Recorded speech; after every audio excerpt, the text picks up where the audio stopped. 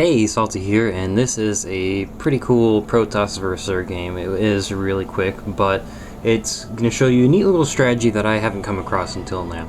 I was watching the Day 9 King of the Beta tournament for the StarCraft launch. Yeah, it's a little late, that was a couple weeks ago, but it was pretty cool to watch, and I was watching Idra versus, I think it was Into the Rainbow. It was another Protoss vs. Zerg game like this, and Idra loves to fast expand, and he loves to go into the late game and macro like crazy with his Zerg units, and he's really good at it. So the Protoss had a really cool counter to this, and it's the exact same one I'll show you in this game, and I'll tell you why it's so powerful. So I come up here, I see he's got a good number of drones saturated on the minerals here. He still doesn't have a spawning pool, so I know he's not going to rush, and if he is, I'm going to be able to hold off, absolutely no problem. So I tuck my drone away down in this little corner here so I can scout a little bit later, and then I just go straight back to my base and macro. And of course, using that chrono boost right after the pylon finishes gets my 2 probes out really quickly. That's what most players do. And Drunken Panda is the Zerg player over here, continuing to make drones. I'm not going to say he's doing anything weird here. I'm not going to say he did a bad strategy. I love 14 pool, 15 hatch, fast expanding with Zerg. It's so awesome, and it's really hard to, to combat something like that, because if you hit that expansion, it's really easy to pull back with a queen or two and hold off anything. So 14 pool, 15 hatch is a real nice play as Zerg. I have no idea how to counter this, but I saw the King of the Beta, so hey, let's give this a shot. I made a forge when I saw he was saturating drones like crazy, and now I just put down 2 pylons. Pylons actually have 50 health and 50 shields more than cannons, so they are harder to kill than cannons. 2 pylons at this ramp right here completely blocks it off from any kind of unit getting through. And as soon as they finish, I'm going to put down 1 cannon right here. So what this does is effectively completely denies the fast expand to the Zerg player. Now this person is forced into one base with 500 minerals, and that spawning pool just finished. So you're sitting there with 500 minerals, you can't fast expand like you want to. Your ramp is blocked off, and now the cannon's going down. Why is this awesome? Well, like I said before, these pylons have more health than a cannon, and the positioning on this means that only 1 unit can hit the cannon at a time, and you'll see this when he tries to break through. This isn't a cheese, this isn't a rush. I'm not going to push these cannons forward at all. That's a complete waste. But for 350 minerals, you completely shut out his fast expand. So here come the Zerglings trying to take out the cannon. Only 1 can hit at a time, if you can see this right here. And so the cannon's just plowing through these guys, and those 2 are forced to pull back. Meanwhile, while that's going on, leave the drone there, don't worry about it at all, and just go back to focusing on your macros. So I have my gateway coming down already, it's almost finished here, and then I'm going to get a cybernetics core and just transition into a 4-gate. Real standard Protoss stuff, just spent a few extra minerals making sure that that Zerg player does not get to push.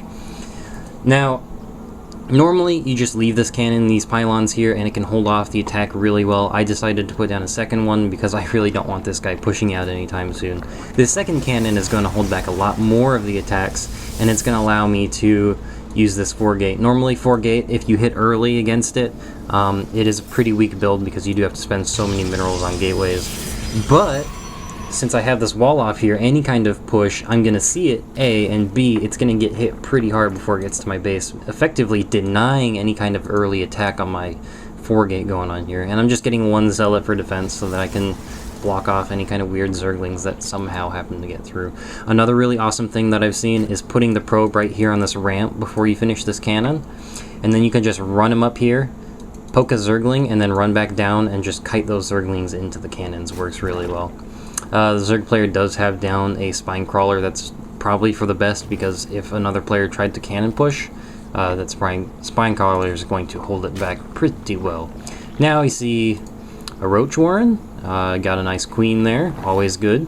If you have a queen as a Zerg, never underestimate Creep Tumor. In the beta, almost no one used it. It's becoming more popular every single day. If you have a creep tumor here, you can really quickly connect that creep to your second base. You can connect it to a third if you take the gold here, and that's going to give your Zerglings a whole lot of extra speed. And it's a really easy way to defend your base if you have creep laid out all over the map. Plus, they give you line of sight, so you can use overlords with that. And you can see some of the other games I'm going to cast as Zerg because, man, I've been loving Zerg for some reason recently. They get so much view compared to some of the other races. And here we got roaches trying to poke these cannons. Only 2 can hit at a time because they're so damn fat. They are all getting taken out. Another cannon going down. And that's probably the last I'll be doing for cannons in this game. Really pushing him back, forcing him on the one base. I got my 4 gates. My warp gate technology is about to finish. I have a sentry again, so that if Zerglings come up here somehow, I'll be able to force field them off real easily. And I think I'm saving up here. Yep, 600 minerals, so I'm going to be fast expanding. Well, I wouldn't say fast expanding, it is almost mid-game now. I will be expanding there pretty shortly because it's always important to stay a base up on your enemies. For the longest time, I haven't been able to scout this base because this is a perfect wall off, so I can't get any units up here. I have no idea what's going in his main base right now. I would expect Mutalisks, and I think he might even do that later in the game. I expect Mutalisks when you're doing one base like this and you can't run down because you can easily just fly into the mineral line and harass. So I do go a little bit stalker heavy on this because, you know, Mutalisks, how many times can I say it? There's the Nexus, there's the pylon. This guy's still working off one base because there's 3 cannons at the bottom of his ramp just waiting to plow into something. And his lair does finish. We will probably see a spire coming up soon. Ways to go around this is, like I said, that creep tumor. If you can put the creep all the way up to here, the cannons can't